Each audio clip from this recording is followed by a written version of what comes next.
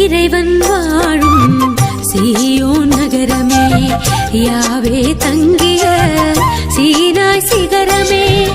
இறைவன் வாழும் சீயோன் நகரமே, யாவே தங்கிய சீனாய் சிகரமே.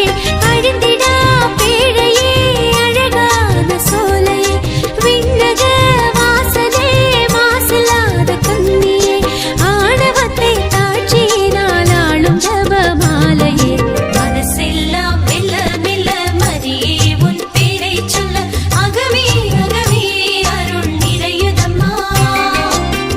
பூக்கும் நந்தவனம் போல் எந்தன் மனம் தினம் அருளால் அருளால் அம்மா உன்னருளால்.